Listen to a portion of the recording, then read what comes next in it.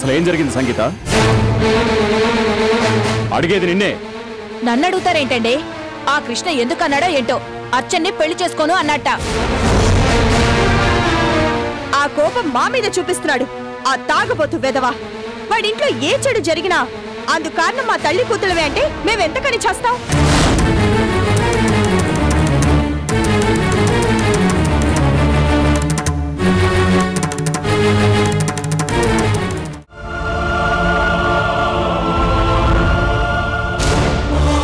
ఏంటి కృష్ణ, ఏంటిదంతా? నువ్వేంటి అర్చన అనుమానించడం ఏంటి?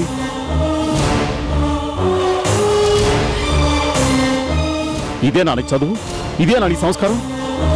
సంస్కారం ఉంది కాబట్టే అర్చన చేసిన ద్రోహానికి మౌనంగా తప్పుకున్నానే గాని నిలదీసి గోల చేసి 10 మంది మధ్య పరువు తీయలేదు.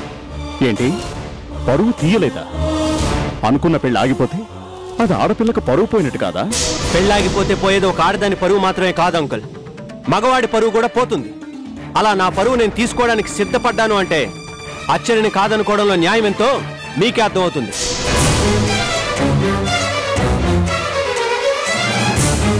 అర్చనతో పెళ్లి జరిపించమని మిమ్మల్ని ఎంతగానో రిక్వెస్ట్ చేసిన నేనే ఇవాళ అర్చనని కాదనుకుంటున్నాను అంటే తన చేసిన ద్రోహం ఏంటో మీకే అర్థం అవ్వాలి. అర్థమైంది. ఆడదాన్ని అనుమానించి అవమానించడం పురాణ కాలం నుంచి ఉన్నదే. అది మనకేం కొత్త కాదు. కానీ ఆ దురదృష్టం మీ జీవితాలు కూడా పట్టిందని నాకిప్పుడు అర్థమైంది.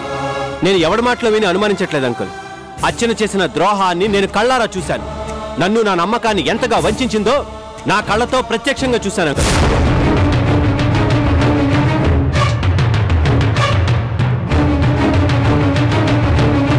కావాలని వెంటపడి తిరిగి ప్రేమించిన నేరానికి నా ప్రేమని ఎంతగా అవమానించిందో ఈ కళ్ళతో ప్రత్యక్షంగా చూశాను అంకుల్.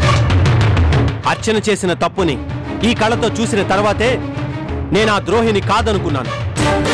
లేదు కృష్ణ, మన కళ్ళే మనల్ని ఒక్కోసారి మోసం చేస్తుంటాయి. మోసం చేసింది కళ్ళు కాదు అంకుల్, నా జీవితంలోకి రావాలనుకున్న మనిషే నన్ను మోసం చేసింది. డబ్బుకొకరు సరదా కోసం ఒకరు అనే నాటకాలాడిన నైవంచికి చేసిన మోసం ఇది. తలుచుకుంటుంటేనే తట్టుకోలేకపోతున్నాను.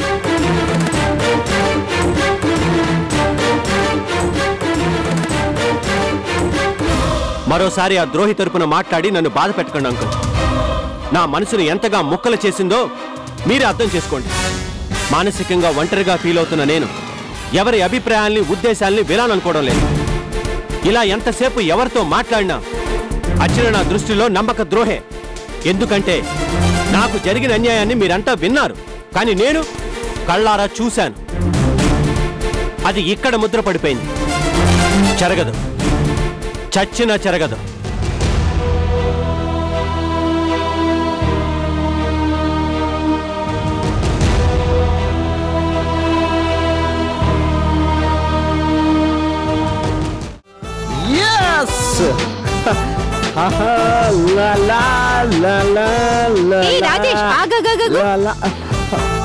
ఇది కార్ షోరూమ్ అనుకున్నావా? కళాభారతి ఆడిటోరియం అనుకున్నావా? ఇలా నీ టాలెంట్ చూపిస్తున్నావు? ఇది టాలెంట్ కాదు చంద్రిక. మా ప్లాన్ సక్సెస్ అయ్యి నా కళ నిజమవుతుందన్న హ్యాపీ మూమెంట్. ఈ విషయంలో నువ్వు నాకు హెల్ప్ చేసినందుకు చాలా థ్యాంక్స్. నాకు డౌట్ రాజేష్. ఏంటా డౌట్? అదే ఆ అర్చన్ని బ్యాడ్ చేయడానికి నువ్వు కూడా ఓ బ్యాడ్ క్యారెక్టర్ గా అందరి దృష్టిలో బ్యాడ్ అయ్యావు కదా. మీ ఇద్దరి గురించి ఇంత బ్యాడ్ అనుకున్న తర్వాత ఆ అమ్మాయితో నీకు పెళ్ళవుతుందా? మా ఇద్దరి మీద బ్యాడ్ గా ప్రచారం జరిగింది కాబట్టి కంపల్సరిగా మా ఇద్దరికి పెళ్లి జరగాలి.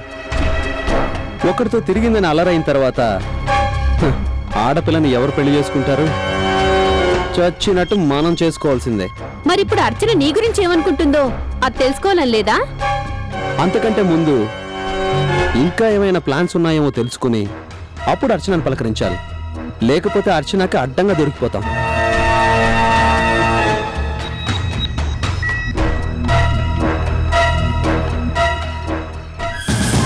హలో, నేనే మేడం. మన ప్లాన్ సక్సెస్ కదా, ఇక నెక్స్ట్ ఏంటా అని. ప్లాన్ సక్సెస్ అంటున్నావు అంటే ఇక్కడితో ఈ డీల్ అయిపోయినట్టే కదా? అయిపోతే నువ్వెవరో నేనెవరో మళ్ళీ ఇంకెప్పుడు ఫోన్ చేయకు. నీ పనేదో నువ్వు చూసుకో.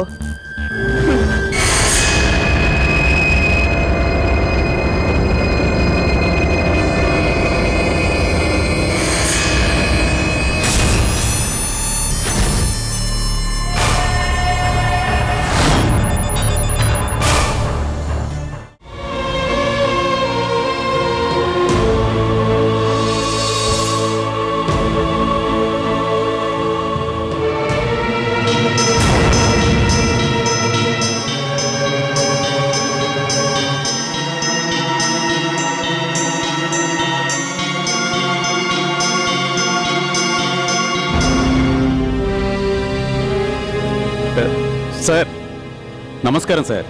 మీరు కోటి ఆఫీసు యజమానిగా సార్? అవును.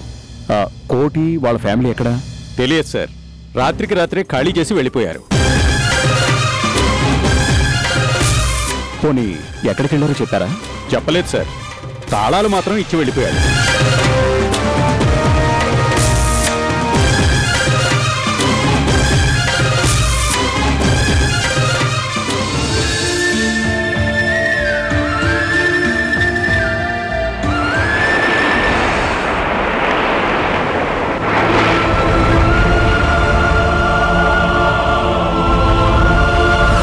అక్క చెల్లెలుగా ఇద్దరిని విడదీసినారు. స్నేహితులుగా ఇలా కలిసుంటే అంతే చాలు. రే చూస్తూనే ఉండు, మనలాగే వాళ్ళు స్నేహితులుగా ఉంటారు.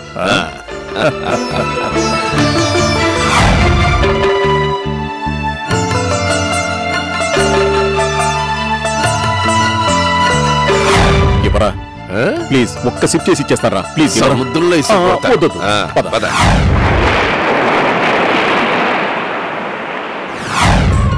ఏం బాబు ఏంటి యాక్టింగ్?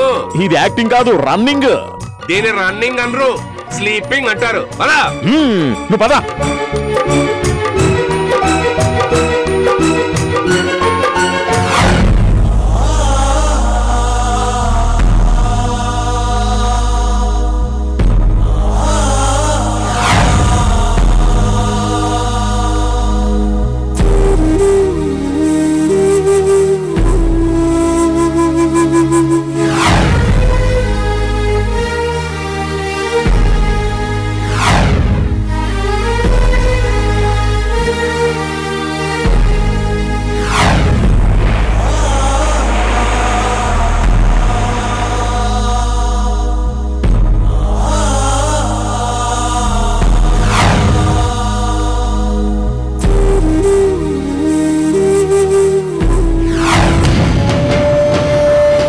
ఇద్దరిని విడదీయగలిగేది ఒక్క ప్రాణం తప్ప ఏ శక్తి మమ్మల్ని విడదీయలేదు.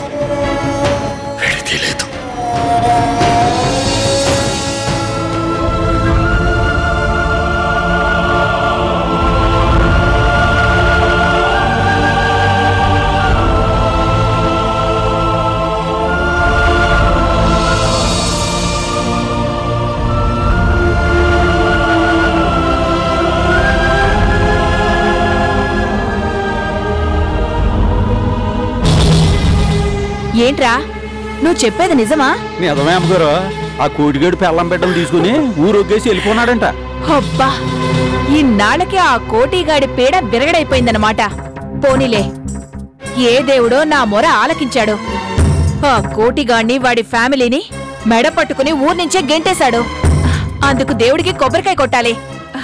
ఒరే, ఇంత మంచి న్యూస్ చెప్పినందుకు నీకు జీతం 100 రూపాయలు పెంచాను. మీరు మనిషి కాదమ్మా, దేవత. అమ్మా, అయ్యగారు వస్తున్నారు.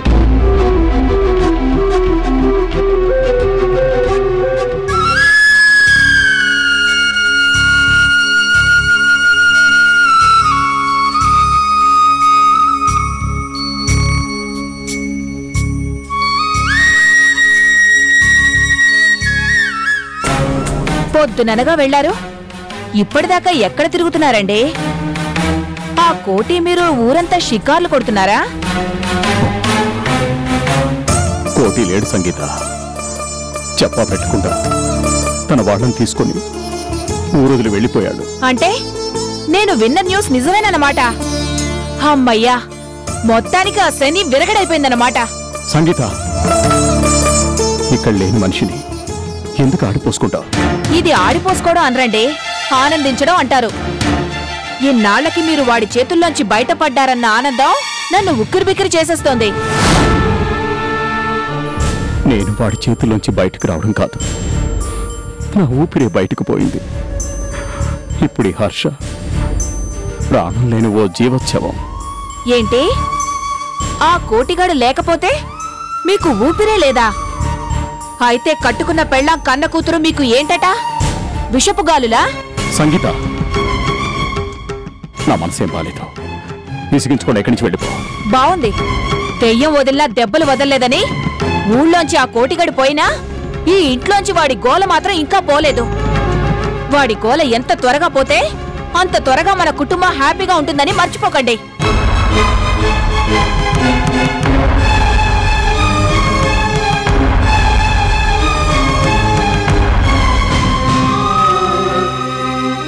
అన్నీ అనుకున్నట్లుగా జరిగితే ఈ పాటికి కొడుకు కోడలతో ఊరికెళ్లాల్సిన దాన్ని ఆఖరికి ఇలా పెళ్లి తప్పిపోయి దిగులుగా ఊరెళ్లాల్సి వస్తుంది.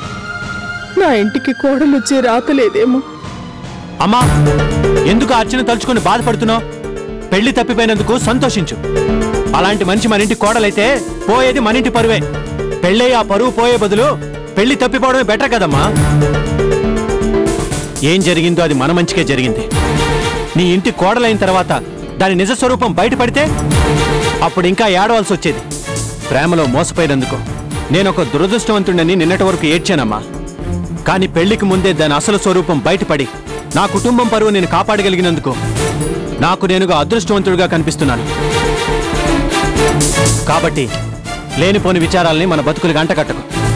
ఇప్పుడు ఏ విచారం నాకు లేదు, ఇక మనకు ఉండదు కూడా.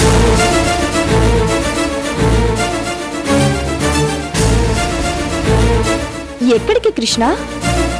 హైదరాబాద్కి.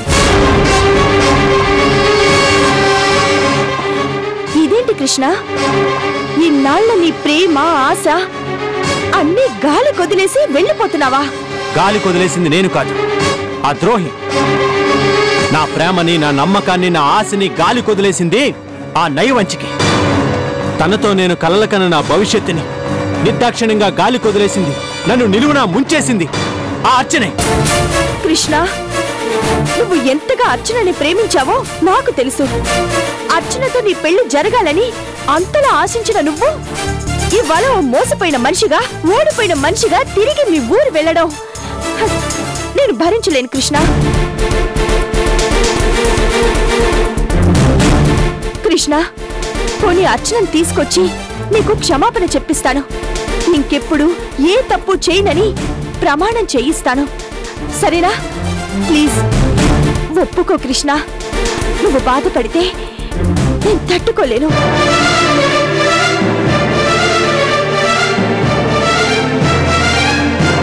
నిన్ను అర్చనని ఒకటిగా చేయడానికి నన్ను ఏం చేయమన్నా చేస్తాను కృష్ణ. నువ్వు మానసికంగా ఒంటరిగా ఫీల్ అవ్వద్దు. ఇంటికి కోడలు వస్తుందని ఎంతో ఆశపడ్డ నీ పేరెంట్స్ ఆశను నిరాశగా మిగల్చుకో కృష్ణ. ఇప్పుడే వెళ్ళి అర్చనని తీసుకొచ్చి నీ కాళ్ళ మీద పడేస్తాను. నీ విలువేంటో చెప్పి దాని మనసు మార్చి తీసుకొస్తాను. నాకు ఒక్క అవకాశం ఇవ్వు కృష్ణ. ఇదిగో నేను ఇప్పుడే వెళ్తున్నాను.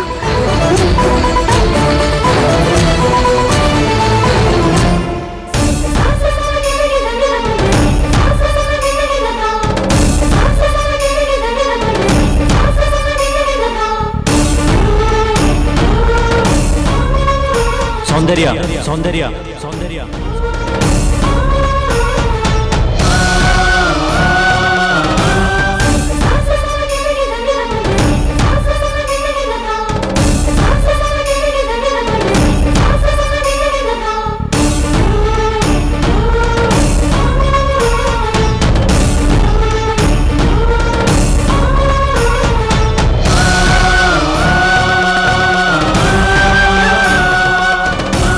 పెళ్లి చేసుకుంటావా? చెప్పు సౌందర్య,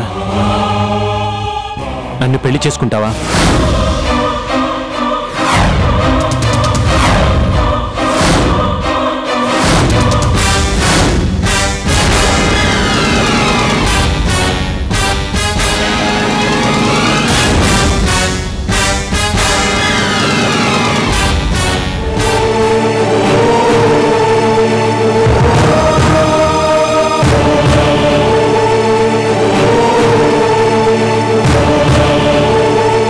డాడీ,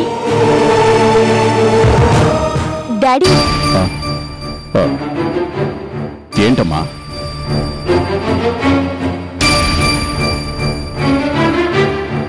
నాతో ఏమైనా మాట్లాడాలా? అవును డాడీ, మాట్లాడాలి. నా లైఫ్కి సంబంధించిన విషయం మీతో మాట్లాడాలి. ఏంటమ్మా విషయం? అదే డాడీ, నా పెళ్లికి సంబంధించిన విషయం. పెళ్ళా? అవును అంకుల్.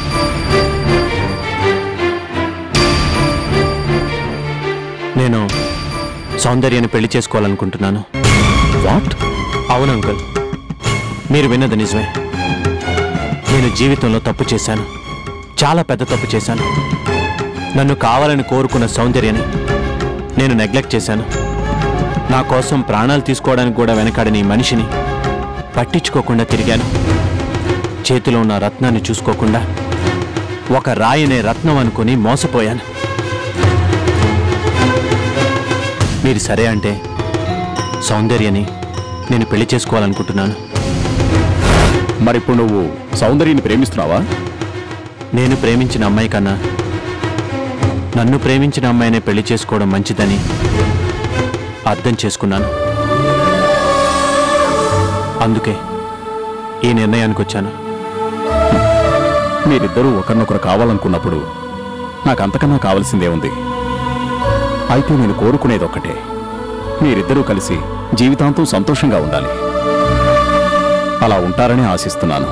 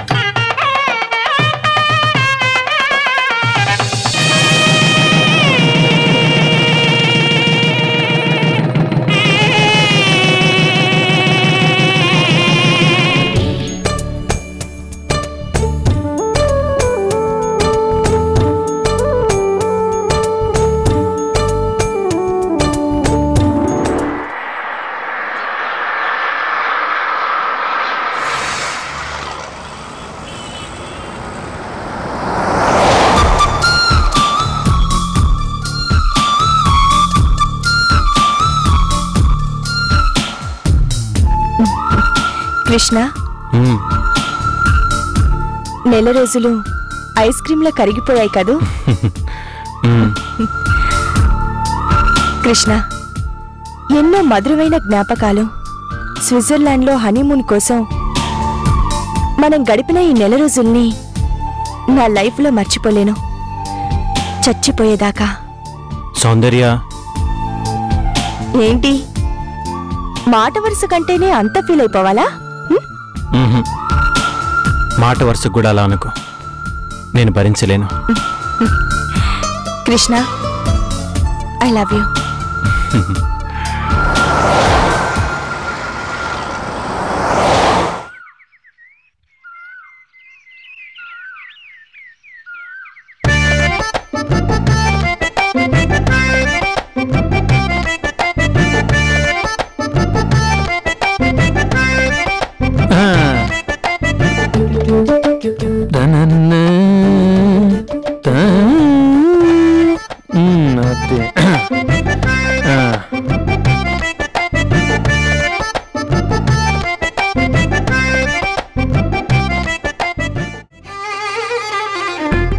కల్పు కల్పు కల్పు.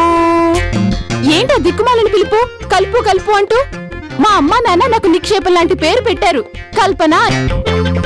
కల్పు, ఇప్పుడు కల్పన అంటే ఏంటి? నిజం కాదని అర్థం. అందుకోసం నీ పేరుని ముద్దుగా కల్పు అని మార్చేశా. అంటే మనసు మనసు కలుపు, చెయ్యి చెయ్యి కలుపు అని. ఏంటి కలిపేది? నీ చెంప నా చెయ్యి. కల్పు, ఈ డామినేషన్ వద్దనేది. నువ్వు వద్దంటే నేను మానేయాలా గోవిందం? అది కాదే, ఈ 4 గోళ్ల మధ్య నువ్వు నాతో ఎలా ఉన్నా పర్లేదు. ఈ రోజు హనీమూన్ నుంచి మీ అన్నయ్య వదిన వస్తున్నారు. వాళ్ళ ముందు నువ్వు రెస్పెక్ట్ లేకుండా మాట్లాడితే ఎంత ఎల్లరకు వాళ్ళు ఉండేనా? అంటే ఏం చేయాలి? వాళ్ళతో పాటు నీకు కూడా హారతి పట్టి స్వాగతం చెప్పాలా? అంతొద్దు కాని ఏదో ఇంత మర్యాద ఇస్తే చాలే. అందరి ముందు నువ్వు పేరు పెట్టి గోవిందం గోవిందం అని పిలవకుండా ఉంటే చాలు. సర్లే. కల్పు, ఇప్పుడు ఆ సర్లేని మాటను నేను అడిగిన ప్రశ్నకు కూడా చెప్పొచ్చు కదా. ఏం చెప్పాలి? అదేనే, కాపురానికి మన ఇంటికి వెళ్దామన్నాను కదా. ఇదిగో, నీకొక్కసారి కాదు 100 సార్లు చెప్పాను, నేను ఆ ఇంటికి రానంటే రానంతే. ఎందుకు రావేంటి? నెల రోజుల క్రిందటే కదా కృష్ణకి సౌందర్యకి పెళ్ళైంది. ఎంతో చక్కగా చిలకా కోరికలాగా హనీమూన్కి వెళ్ళొస్తున్నారు.